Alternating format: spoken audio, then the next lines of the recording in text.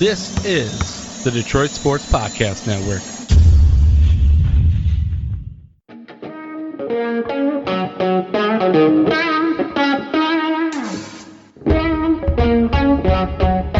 The biggest icon in podcasting.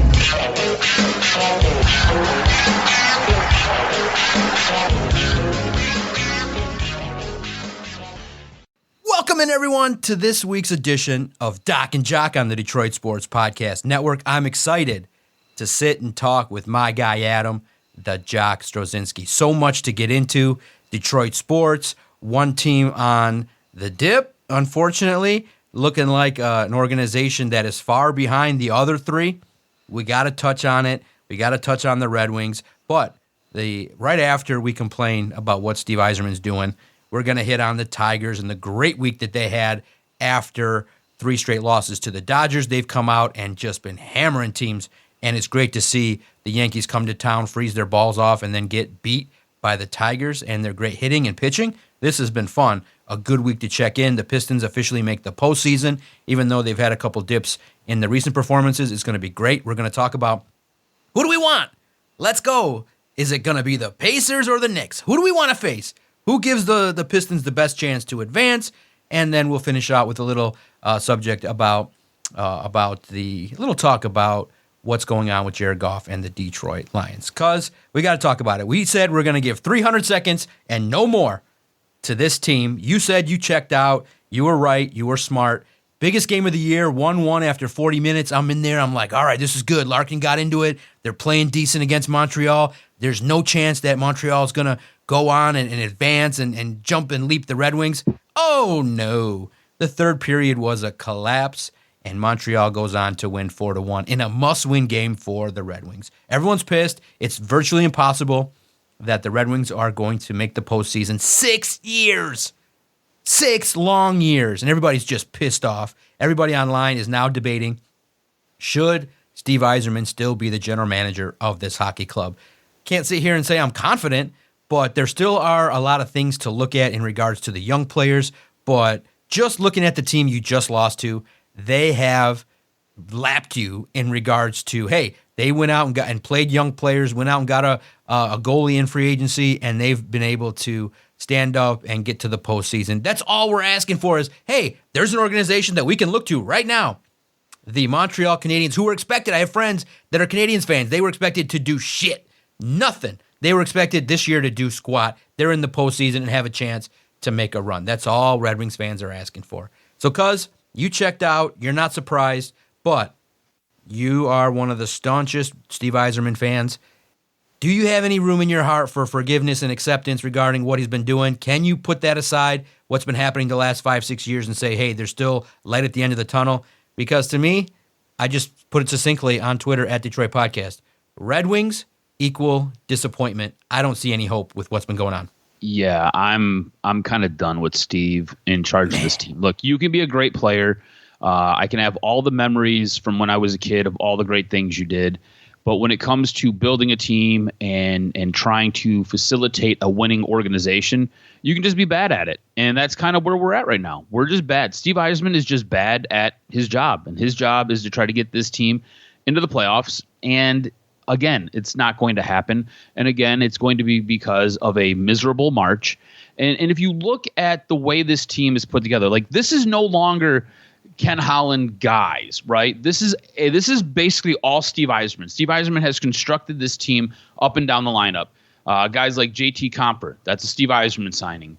Bringing in a guy like Alex DeBrincat, that's a Steve Yzerman trade and extension, which I could argue with you that DeBrincat is probably the best part of this team. And to be honest with you, he's not that great. Patrick Kane, like I thought that was a very insightful move to bring a guy here, and it hasn't resorted in winning. And it's not those guys per se. It seems to be the nucleus of this team, which is Steve Yzerman's nucleus. It is his guys. They seem to lack a little bit of toughness, both physically and mentally. They seem to lack a little bit of that dig in.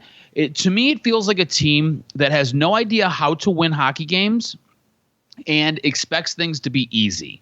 And that's just not the way it is. It's not how it goes in the NHL. NHL is very difficult. Hockey is a very difficult sport to play, and it is incredibly tough to win games and develop that mentality. And it seems like it's an organizational thing, right? It seems like it's from the top down, and there's like no urgency. I think that's probably the biggest issue that fans have and that people have, is that there is no urgency with this team. It always seems like whenever Steve is at the podium talking into a microphone, hey, there's going to be next year. We're going to have guys coming up. It's going to be this. It's going to be that. We've got guys in our system. They're just not ready yet. They'll be here soon. That is always what you hear. It's like the same 3-4 lines that he is always reciting to you, preaching patience, telling you to wait, telling you that you can't expect more from this team. And at this point, we're 6 years in, Steve. I've seen no great leaps forward. I've seen zero calling card to what this team is. This team doesn't have an identity. Like there's nothing about this team that is remarkable. There's nothing about this team that you can point to and you can say, you know what, you've got that you can build off of for next year, and you can add and layer to that, and it's going to make for a playoff contending team. You've got nothing. You have nothing. It's been 6 years, and you're still rolling out a guy like Dylan Larkin, who, like I said, I don't think he has a winning bone in his body, and I don't think you're going to win anything with that guy wearing the C on his chest. You look up and down this roster. You look up and down this lineup. I don't see any guy on this team that would go anywhere else and would be penciled in as a number one anything. Whether it's defenseman, whether it's a forward, whether it's a goaltender, like you've got nothing. And I think that leads to part of the identity crisis that this team is dealing with, right? Yep. Like you look at a team like Florida, you know what you're going to get from the Florida Panthers. It's going to be a team that's going to hit you. It's going to be a team that's going to lean on you. It's going to be a team that's going to make you earn it in the corners. It's going to be a team that's going to give you pretty decent goaltending. And it's going to be a team that's going to play this lockdown neutral zone type of defense where they're going to force you to really break into their zone. Every time I watch the Red Wings, there's always this odd man rush. There's always multiple guys flooding the defensive zone for them and just generating shots. Like they're not tough. They're not a hard team to play against. You look at the Toronto Maple Leafs. As much as I hate Toronto has a wildly offensively gifted team. They've got so many forwards on that team that could go anywhere else in the NHL, and they would all be number one guys. You'd be like, that's our number one center. That's our number one winger. These guys are going to either create or they're going to generate goals by scoring. You look, you don't have that. Like, you don't have that at all with this team. And you look at teams like the Montreal Canadiens, and you look at the teams like the Washington Capitals. Montreal was completely out of the playoff picture last year. They were one of the worst teams in the NHL. They are vying for a playoff spot right now. They are in playoff contention. You look at the Washington Capitals. The Washington Capitals were a team that you were going neck and neck with last year for that final wild card spot. And they just happened to get in just ahead of you. And now they're the number one team in the Metropolitan Division. Like what? How are they able to take those many leaps forward? And you guys can't figure anything out. Like, you can't get out of the starting block. And I think that is one of the biggest issues that Detroit Red Wing fans are having. And I think that's why there has to be a change. But you won't see it from a guy like Chris Ilitch because he seems pretty detached. I think out of his two organizations, the Red Wings are the one that he's a little bit more invested in and the one that he's a little bit more involved with. But it's Steve Yzerman, man. That name carries. That's the guy. He's the dude. That is Chris Ilitch's hero. So if Stevie says something, it's word. Well, here's the thing. Here's the word. Stevie didn't win the championship in Tampa Bay. That was another general manager. That was another guy who kind of came in and adjusted what was going on in that locker room to help get them over the hump. Steve Yzerman does a really nice job of drafting players. The problem with the NHL and the problem with the Red Wings specifically is when you draft a player, you're usually drafting a 16, 17, 18-year-old kid. They're not ready to come up for years. We are now into year 6 of Steve Yzerman's rebuild. He's done nothing in free agency, and his NHL player talent acquisition and the way he goes out and looks at NHL players is absolutely horrible. Like, his pro personnel needs to be fired. Whoever is in that department needs to be cleaned out. They are absolutely atrocious at going out and eyeballing free agents and getting good free agents here. Like I said, Patrick Kane is probably the one who's been the best, and it's resorted in a whole lot of nothing for you. So there has to be a shakeup at the top. And I feel like at this moment in time, the sword has to fall down on Steve Yzerman's head. He's got to go. Yeah, exactly. It's disappointing. It's so frustrating when you see a player like Wallman get dealt and he then gets flipped, and you got a guy like Hull on the roster doing nothing. You paid somebody to take Wallman from you, and like you got a 4th round pick for him, and then he's flipped for a 1st rounder. Like, and the thing is, Wallman, I don't know what it did in the locker room. I'm not sure. There were rumors and speculation about him just not being a locker room fit. I don't know if that was the case or not. But he's a guy who could score you points. He's a guy who could carry the puck up from your defensive end and help generate some offense for you and get the puck across and into the offensive zone. You need that. You had a guy, what's his nuts? You had him last year. He was on your team. Not Sherratt. God damn it. What was his name? Anyways, you had a guy last year and you just let him go. You just said, no, we're good. We're good. I'm looking up. I can't remember. I can't believe I forgot his name.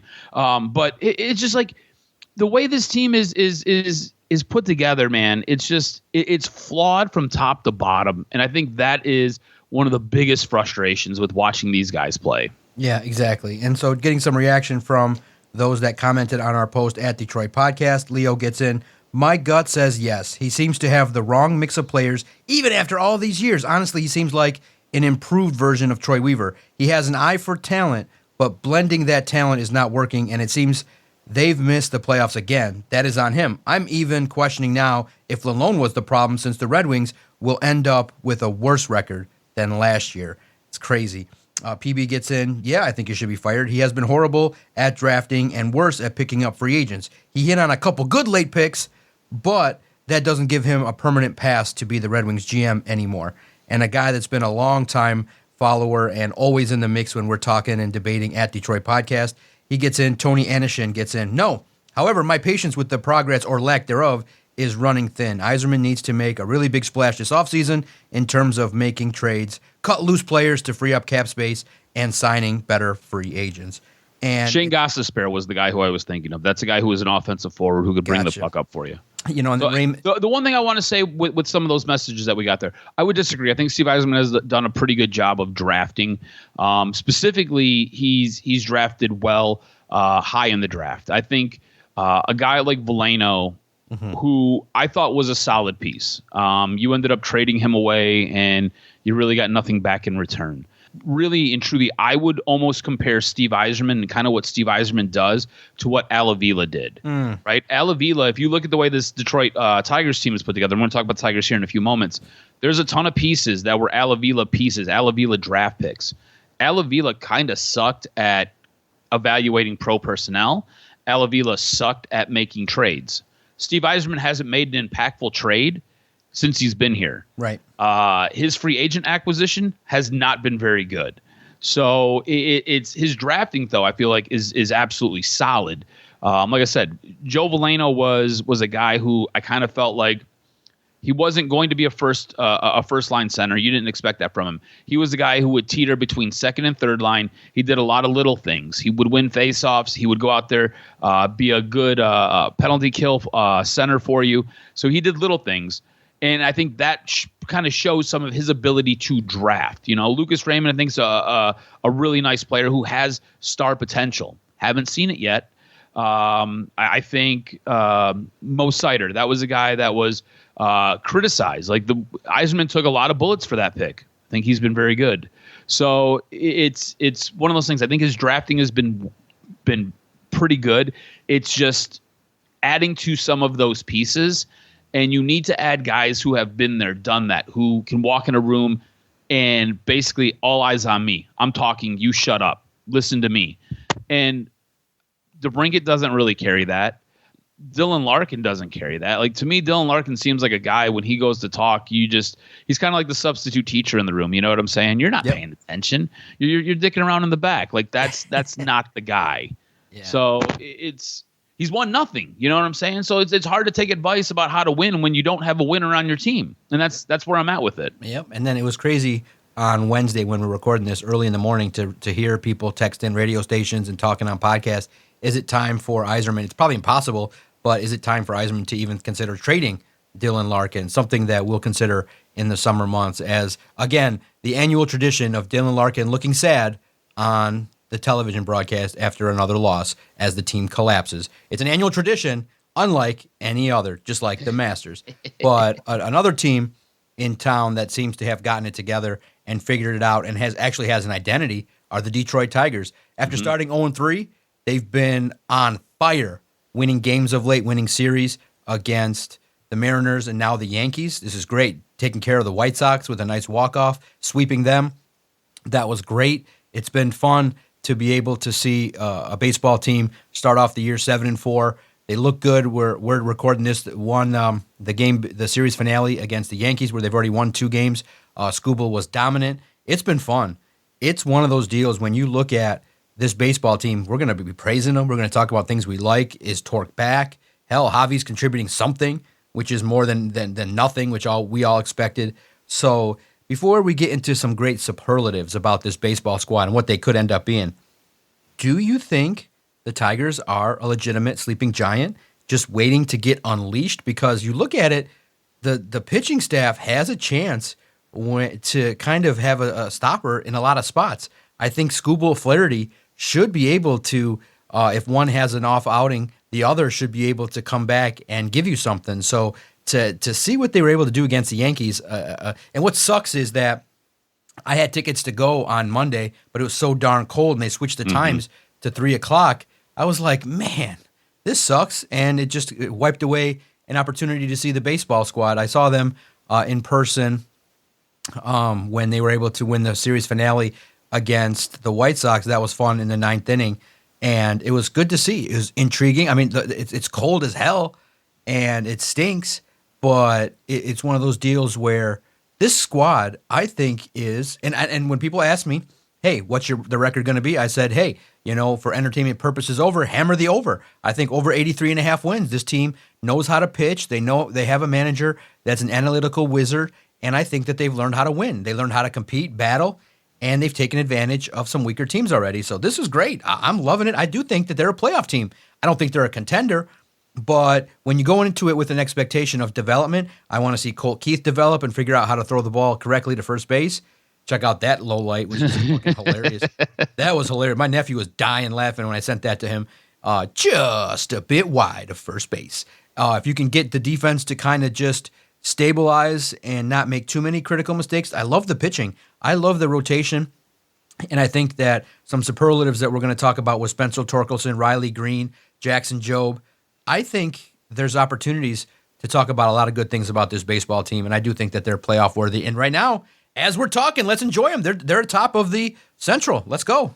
Yeah, look, I think going into this year, I was pretty down on them. I took the under. I think what we say the over under was what 83.5. Yeah, I took the under, and it was because I wasn't sure the pitching lineup was going to be stable enough. And I can say, what are we? 2 weeks in? We're a week into the season here. 2 weeks into the season, I am ecstatic about what I'm seeing, right? Like, if you were to tell me that Tarek Skubal would take into his 3rd game to actually get a win, and Jack Flaherty would basically be through 2 games and he would only have 1 W and this team would be at the top of the Central, I would tell you that you are absolutely lying and you're smoking crack. There's no way that the back end of this rotation was going to be able to do the heavy lifting for those 2 guys. Because it really did seem like this pitching rotation was very top-heavy with both Skubal and Flaherty. Well, Mize has been an incredible surprise. Casey Mize has been outstanding. Yes. And you're getting really good starts from Reese Olson, and I think Jackson Jobe is going to kind of be that wild card. If he can go out there and he can give you quality innings and he can win you a couple of games, all of a sudden you're looking at this team completely different. They are going to be a playoff contender, and this is going to be a team where, like you said, hammer the over. I think the way the pitching has done, what the pitching staff has done thus far has been awesome. And then you add in a guy like Brant Herter, who is able to go in there and give you these long relief saves, is able to give you 3 innings. So like when you have a back-to-back, you've got a manager who is fantastic at doing all kinds of different analytical stuff, trying to put players in the best position to succeed. If you're able to get a guy like Tarek Skubal going on one of your double headers, and he's able to give you 6, and then you can insert Brant Herter and he can give you 3, and you can get out of that game only using 2 of your pitchers, that opens up so much more during one of those double headers that early in the year you get a ton of them because the weather is crappy. Like you said, they've moved games around here for the New York series because it's been so cold and we're supposed to get some rain coming in. So they were able to make some things and adjust a couple of things. You're going to get those weird double headers. If you're able to get those during a time where Skubal's pitching and Herter can go in there and give you that long relief, it's kind of like all of a sudden this dude's doing quantum physics and everybody else is just trying to figure out how to add and subtract. He's just steps ahead. AJ Hinch's mind is just so damn good. And then you look at what you're getting from the bats, and you look at who's giving you that power, who's giving you those runs, and it's crazy. Like never in a million years would we have ever thought that Spencer Torkelson would, at this moment in time, be the X factor for this team. If Spencer Torkelson is able to continue what he's doing, that's going to lead to multiple wins for this team. This is going to be a guy who is basically pushing every day to be your starting first baseman. He's telling you, I'm here, I'm the real deal. And it's awesome to see. It's awesome to see his patience at the plate. It's awesome to see him kind of fine-tune his mechanics, and finally everything is kind of clicking for him. The concern is when he gets in a bit of a slump and he starts scuffling a little bit. Is he able to get out of that slump? Is he able to get everything righted quickly enough? And is he able to continue doing what he's been doing thus far? But I've been impressed with this team. I think this team is giving you a ton right now, and it's coming from a lot of unexpected areas. Never thought Spencer Torkelson would be doing this. Never thought Casey Mize would be doing this. Never in a million years thought that a guy like Manuel Margot would give you quality at bats. This was a guy who was picked up days before the season started because you needed a guy in your outfield, and you're like, all right, well, let's see what we can do here. And he's been solid for this team. Javi Baez, he's the butt end of a lot of our jokes. We make fun of him a lot. He's doing well this year. He's doing well at the plate. They're putting him in a position where he should be able to excel. If he can keep this up, again, another X factor, leads to wins. Remember last year, Javi Baez was, I think, like a -5 WAR. Like you put him in the games and you lost games. Like that's how bad he was. If he's able to just be productive, just be basically 4A quality, you're going to be ahead of where you were last year, and that's a huge improvement. I've been very impressed with this team. I think this team could sneak up on a couple of other teams. I think with this performance thus far early in the year, I think they're on everybody's radar right now. I think everybody is standing up and taking notice. What they did last year was magical. What they did last year was very, very special. And how they did it was so weird and will go down in the history books as an all-timer. But what they're doing right now, they look like a competent team. They look like a real-life team from top to bottom. And I think that is what we've asked for. That's what we wanted to see. Now, I do think that they do need another bat in this lineup. I would love to see them get another quality pitcher because guys are going to get hurt. I don't know if Alex Cobb is going to be that guy. I'm not sure what you're going to get from a guy like Alex Cobb. At this moment in time, my assumption is when Alex Cobb does get healthy, if he does get healthy, he's going to end up splitting time with Jackson Jobe because Jackson Jobe is going to be on a pitch count, and you're going to want him later on in the year, especially when you are making that playoff push. So, trade deadline is still a million miles away, and these guys are going to continue to grow throughout the season. So when you get to that trade deadline, I want them to be in a position where they're going to be a buyer, where they can add to this roster, get a guy, whether it be a bat or whether it be another solid arm to kind of help round out what you've got going on this roster. But it's been completely impressive, and it's been something that has surprised me a ton. Yes, exactly. And what's good is it's fundamentally sound. It feels like the analytics department is really helping these batters identify which pitches to stay off and which pitches to target. You see, like, it feels like when you have a Cy Young candidate again in Skubal, it's amazing. It's just, I think it's fun because it's gritty. You know, I don't want to use the gritty Tigers. I know everybody likes that gritty mantra, but there's talent. Like, there's legit talent. And here's the thing. I think my superlative is going to be Kerry Carpenter. I think there's a chance he's got a chance to be AL MVP. I think that he's got a chance. If he keeps this torrid pace and stays healthy, my goodness, he could easily hit 35, 40 home runs. I mean, he is like crushing the ball at Comerica in the cold. Yeah. I mean, my God, is he on fire? You hope that sticks. And then the other two, I think, which is great, is I believe that Spencer Torkelson got the message, and he got it real fast. And this is great. When a lot of times organizations do stuff like this, it can go bad. It can result in a player sulking or maybe even going publicly and saying, okay, I'm out and I want to trade. But the organization sent the message to Spencer like, hey, you're a DH, which means, hey, we don't want you, we like your bat, but we want to move someone else to your spot. And he took it upon himself in the spring to say, oh, really? Okay, I'm going to force you to have to play me in the field. And I think that the combination of him and Casey Mize, many people thought that, hey, we got number one picks that haven't panned out, which goes to show you that when players in baseball, they may, have to marinate similarly to hockey, like in around 25, 26 before they get it. And maybe from 20 to 26, those early years, you just got to weather the storm with some talent, because it sure does seem that the Tigers from the ages of 25 to 31 have really found guys that can contribute. And it just sucks that Parker Meadows is not part of this.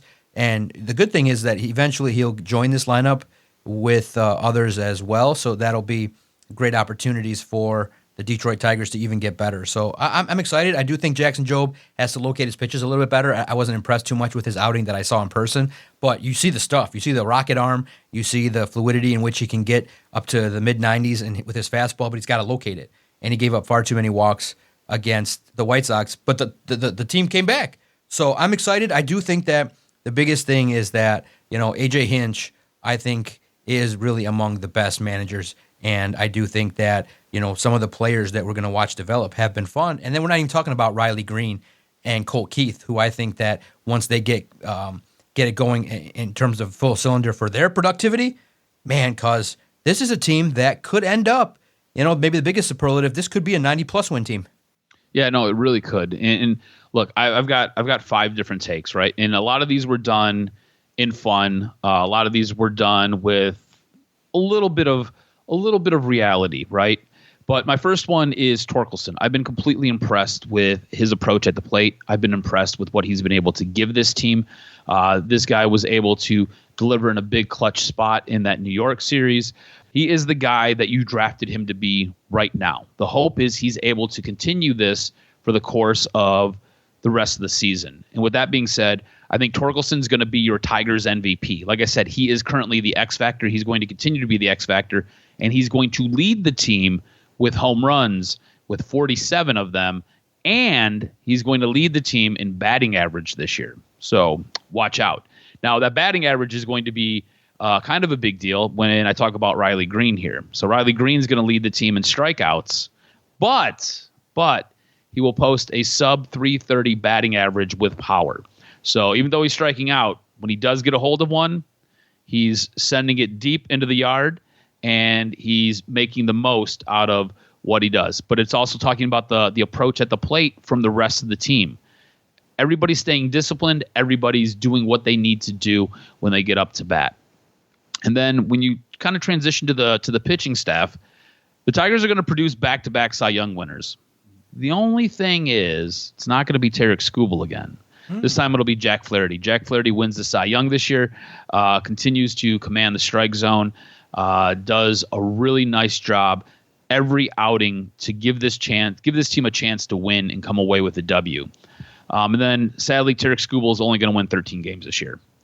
He's your ace, but you've kind of seen him scuffle a little bit early this year. He's been hit a lot more than just about everybody else on this pitching staff.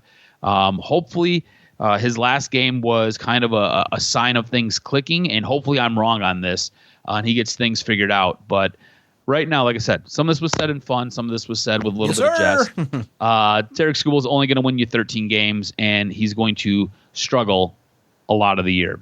Now, all that being said, brings me to my last one. And this one, like I said, I've kind of bookended this part of our Tiger talk here because I've talked about Torkelson. Now I'm going to talk about Casey Mize. And Casey Mize proves he was worth that number 1 overall pick in 2018. He wins Comeback Player of the Year. He stays healthy all season, which has been a monster issue for him. He wins 17 games this year. Remember, last year, Skubal only won 18. So Casey Mize wins you 17 this year, and he does it with a sub-1 whip. So he's out there, and he's wheeling and dealing. And look, I think if Casey Mize can stay healthy, and Tarik Skubal can give you what we know he can give you, and Jack Flaherty shows up, and if he is even remotely close to being a Cy Young winner, your pitching staff is going to be lethal. You're going to look deadly. And then you factor in everybody else, right? Like Torkelson, Riley Green. You factor in a couple of these other bats that are showing up and producing. Zach McKinstry's having a really nice year to start. So you factor all these guys in, and if they can all continue to play well, and if you do slump, somebody else is there to help pick you up, you're going to be a lethal team, and you should walk away. Actually, you should run away with the AL Central. Yes, I love it. Love to hear that. I think that it's fun. It does stink, though, that the weather's been cold. I feel like the Yankees' only trip, it's not right. I agree with a lot of the people that are complaining and saying, come on, the only trip is in early April when it's fucking cold as shit. People can't get out there. It's a 3/4 empty Comerica Park. It stinks. It's unfortunate, especially with the marquee team. You just got to be a little bit more mindful of the fact that Detroit's a little bit colder in April. It's unfortunate for the fans. One of those deals where, I don't want to harp on it because everybody else is. It sucks because the new expensive seats, it looks like an eyesore with a bunch of empty seats. In a lot of the games, it's like a 4-inning situation where there's fans in the seats and everybody else goes to hide for cover or shows up late. You get Jameson Williams, who in a 9-inning baseball game decided that 3 to 4 were the best way to watch it in a large overcoat with his family. And then which was funny to me, which I don't know if anybody else picked up on it, but then a whole new group of people sat in his seat, which I thought was funny. I was like, wait a minute, Jameson was sitting here, he leaves, and then 2 new people come and sit in his seat. I'm like, all right, but you know what? Let's also be fair. You can go get them individually for about $120 a seat. So it's not terribly out, nobody's going to pay $100,000 for them for all year. But if you want to get in there, you can find, in the back row of the home plate seats around $100 right around game time. So there's opportunities if you want to sit there and enjoy it. But what I think is crazy, which I think is stupid, is you roll this out, this premium thing with the benefits being incomplete. Like, you're telling me you're going to bill me $150K for a pair of seats all year long. And I go and I'm like, hey, I want my lobby full of food chocked with prime rib and some bourbon and some, fried shrimp and calamari and all that. And you're like, it's not done yet. What do you mean it's not done yet? You mean you're just going to give me burgers and hot dogs for the first half of the year? Yeah, we ain't done. Well, thank you, contractors, for delaying, the start of a benefit. So that's weird. I don't know how you roll that out without the full benefits. It's crazy. It is crazy. It seems like the most Chris Ilitch thing ever, though, right? Right. Like, I'm going to charge you guys a fortune for what you're going to get, and then I'm going to not give you what I promised I was going to give you. It's the most Chris Ilitch thing ever. Like, we're still waiting on what is it? The District Detroit. District Detroit. When is that coming? Is that ever showing up? Yeah, I don't know. It's been in progress now for what, the last 10 years, 12 years? Right. I will say this, Hockey Town for opening day was fun. I took the missus for the first time. She enjoyed it. There was almost a fight in the lower lobby, but security got on it quick. We got a good spot where we could see everything, and it wasn't so packed. But I think for her first time seeing opening day, it was a fun experience all the way around. So it's Tigers baseball. Let's hope the winning ways continue. Flaherty Let's hope that he can continue and get the sweep against the Yankees and their torpedo bats. The real torpedoes are in Detroit. And another team that's torpedoing the NBA, shocking the world, the Detroit Pistons. And, man, what a story. And you even get a situation in which Shaq has come around where he's predicting playoff wins. I'm like, oh, my goodness, the world, the world has turned in regards to the Pistons. And it's good. Credit to J.B. Bickerstaff for building a defensive identity, a hardworking identity. Credit to Trajan Langdon for actually bringing shooters to town. You now do see the impact of Tobias Harris when he's out, the lack of a true forward that can get his own shot and create really does kind of bog things down a little bit where teams can just focus on others. And, Cade will get his, but you can see the true loss of Tobias Harris. And then when Malik Beasley has a bad game, you end up blowing a game to the Kings, which I think you should not have. But in the end, it's a playoff team, baby. It's a team that has won over 40 games, have reestablished people's passion to watch, that you get Cade Cunningham on the cover of Slam. Everybody's liking what they're seeing. They're getting back out to LCA to watch basketball. And who knew? Hey, finding shooters and playing defense can help rejuvenate a franchise. So now we got to ask it. It's a playoff team. Do you want, and I think that the question is pretty fair, but it's pretty easy. Like, you don't want to play the Pacers. Like, the Pacers are going to wipe the floor with you. They got better players. Now, you could win a game or two. You want to play the Knicks. I think that that's the series that has a chance to go the distance. And so I want to see the Knicks in marquee. And if you're able to win, that's a more marquee situation. Yeah, the Pacers are probably in the NBA world a lot better than the Knicks. But I look at it from the perspective of league attention and doing it on the biggest stage. Hell, winning at Madison Square Garden, which they've done this year, if you can go out there and defeat the Knicks, I think that puts you on the map and more attention. So I want to see the Knicks. I think it gives you more favorable matchups and gives you a chance to compete at the highest level. Both maybe will be long shots in regards to the reality of the situation, but cuz this is great. We're actually talking about a basketball team that was able to withstand a devastating injury to Jaden Ivey, and you're winning games. You're exciting, and you're a little bit nasty, which we love here at Detroit Sports Podcast. The grit, the willingness to dive to the floor and do what you got to do defensively, and to see the evolvement of Holland and Duran and Cade Cunningham leading the way. This has been fun to watch more and more games down the stretch here with the Pistons. Yeah, this has been such an impressive turnaround. It's been absolutely amazing to watch what this team's able to do. It's been great to watch the growth of Cade Cunningham. He is becoming that superstar that he was drafted to be, and it's been fantastic to watch his growth and his evolution. And you're right. Who would have thought? Go out, grab a couple guys who can shoot the rock, and get a couple guys who don't mind playing defense, and what could happen. It's been a lot of fun to see this team. And look, I don't think they're going to be an easy out. I don't think they're going to be first-round fodder for anybody. I think whether or not they get the Knicks or they get the Pacers, these are going to be tough games. These are going to be really, really hard. I personally would like to see the Pacers. I get what you're saying. New York is a massive stage. It's going to capture the eye of a lot of people, and those games will probably be put in prime time. My whole thing is, you kind of see it. There's a lot of bad blood with the Indiana Pacers.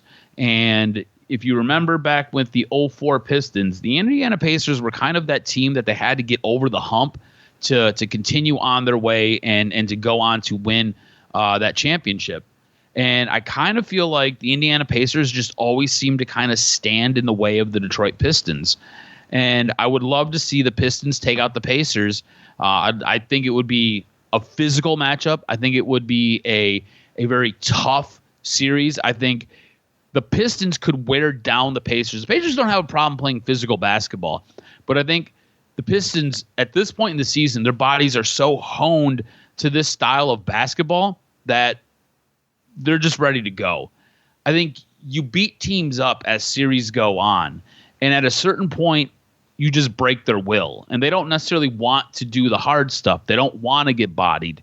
They don't want to cut to the basket. They don't want to go up and fight for that extra rebound. And that, I think, is where the Pistons can lean on a team like the Pacers and really take advantage and win that series and get into the second round. And that, to me, will show a huge amount of growth for this team. I think it's been, like 14 years? Maybe 16 years. I'd have to go back and do the math. But it's been like forever and a day since this team has won a playoff series. So I think that is what is incredibly important for adding that next layer to this new foundation of what this team is. They've got to get in the playoffs. They've got to battle hard, and they've got to be able to come away with winning a series so they can kind of push everything forward. So I would love to see them battle the Pacers. I think it'll be a lot of fun. I think it would be knockdown, drag out. Who do you think's been most important for this turnaround? Like we said, it's been historic. They've already tripled their wins from last year. We've got a playoff spot locked up, and that was locked up weeks ahead of time. Who's the guy who's most deserving for the credit for this transformation? Is it JB Bickerstaff? Is it the growth of Cade Cunningham? Is it Trajan Langdon going out making legit moves that are actually working? Who do you think should be wearing the crown here for what this team has been able to accomplish this season?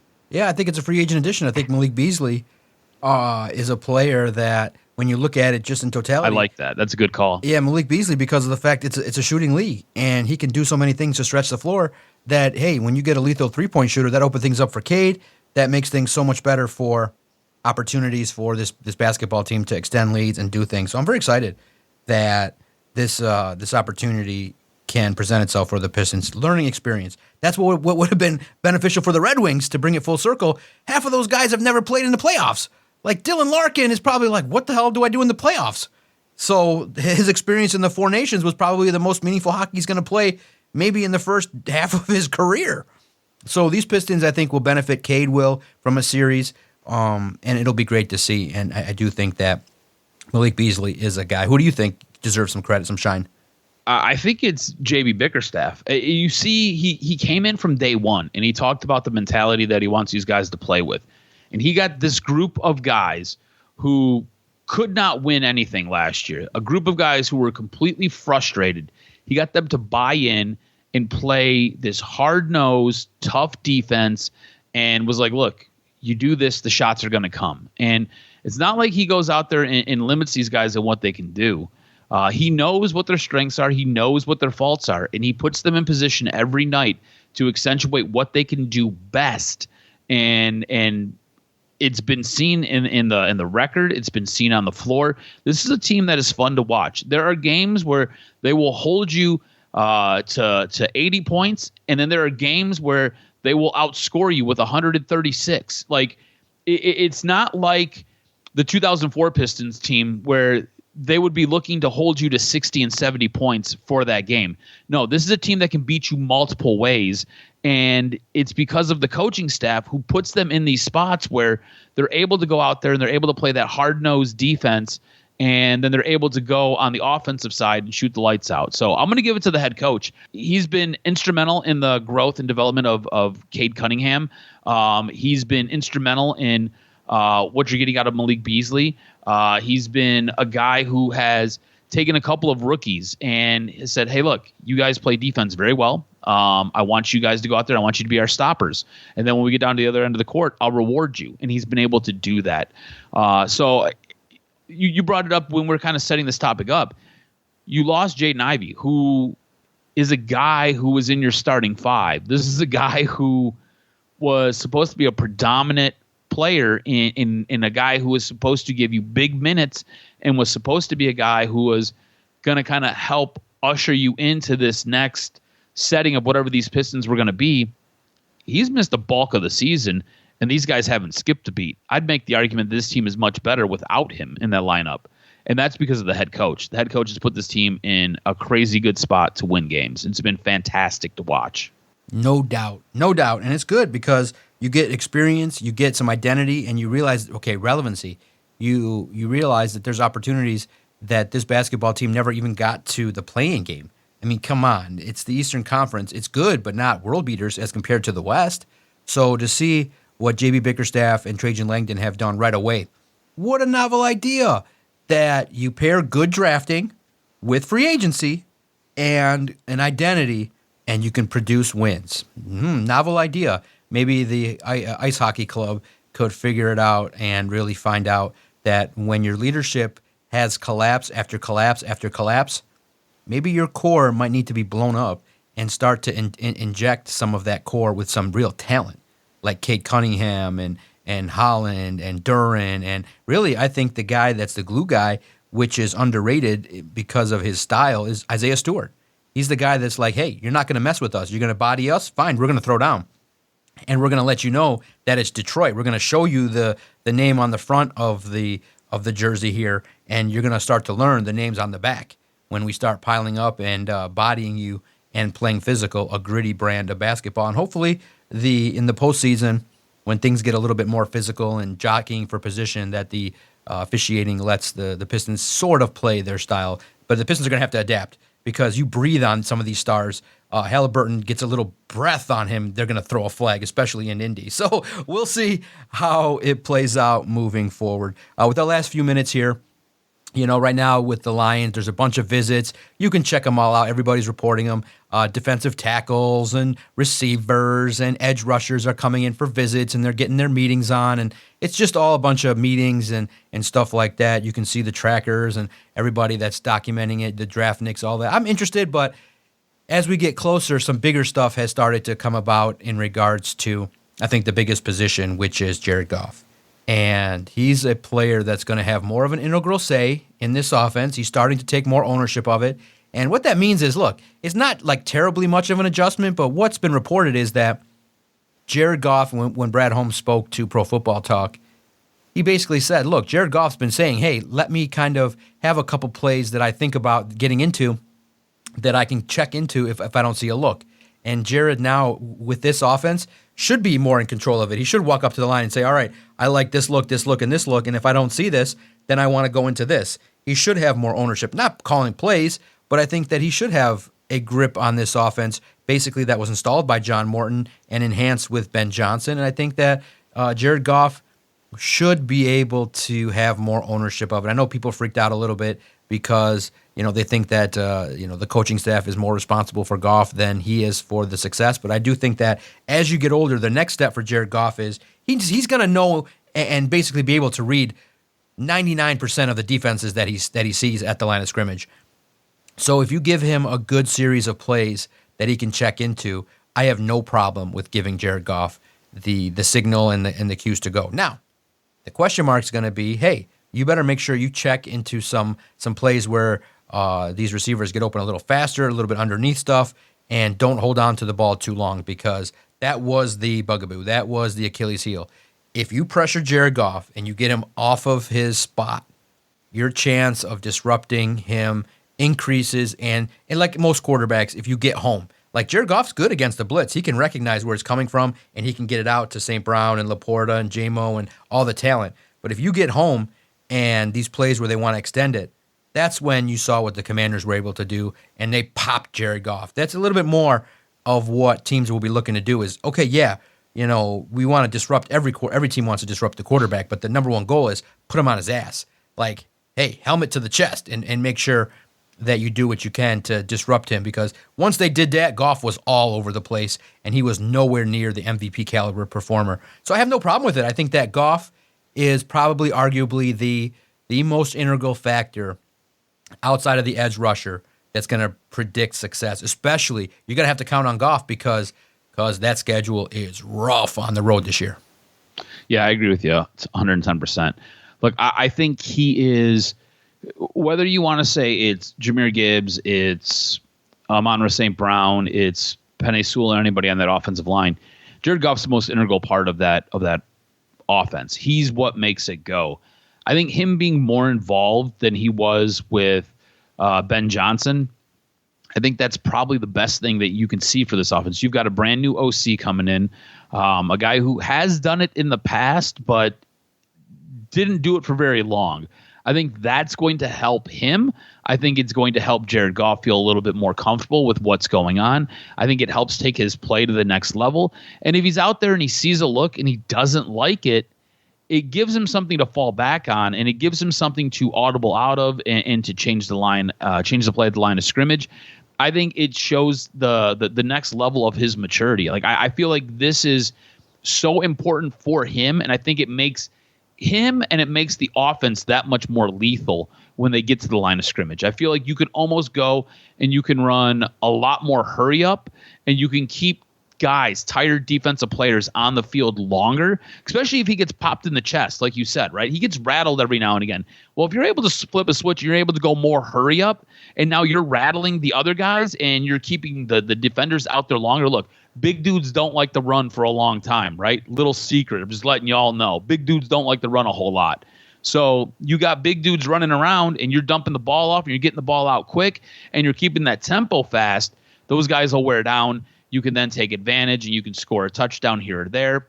And I think it just kind of sets you up in a much better spot. So I'm excited to hear that from the head coach. I'm excited to hear that Jared Goff wants that. I'm excited to see where this offense goes, specifically with their new offensive coordinator, Johnny Morton. Yeah, that's the biggest concern is how the new coaching staff is going to adapt. But I think that there's going to be opportunities for success because of the players.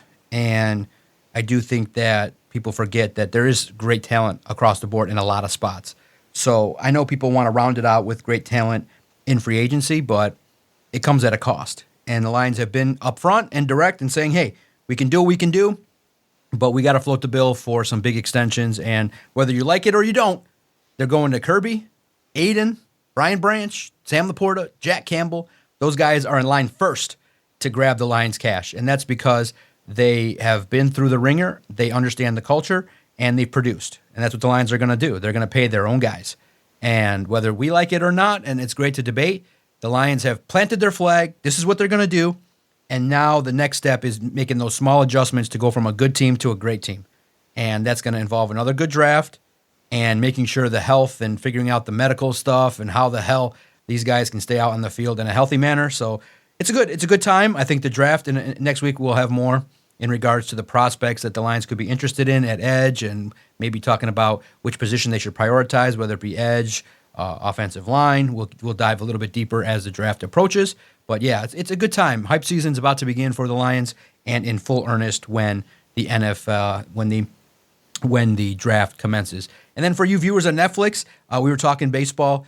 The Netflix was able to get embedded with the Red Sox. I just watched the first episode of the Red Sox series, 8 episodes, and the first episode was pretty sweet. You get an inside look at how people felt about the 2024 Red Sox, and you get an inside look at players, a tough injury that they suffered early. You get to see the media questioning and peppering a manager with a great success. It's great to see a team not at the top of Major League Baseball kind of have some exposure there. So check it out. It's real in-depth, and Netflix does a good job of these in-depth features. Make sure you follow Adam on Twitter at AdamRSTROZ. Follow us at Detroit Podcast. Thank you for your engagement. Thank you for paying attention to our podcast, hitting us up when we discuss Steve Yzerman or AJ Hinch or what's going on with the Tigers. We appreciate all the love and support as the Detroit Tigers kind of make their way through the start of the season. So it's all good. I'm very happy with the time we spent this week. Great stuff. Always able to debrief and kind of let loose on some teams that are disappointing, and also giving the flowers to those that deserve it. Thanks, everybody, for your support. I can't wait to fire it up next week with my guy, Adam Straczynski, on next week's episode of Doc and Jock. You fucking podcasters. I said don't let them in here.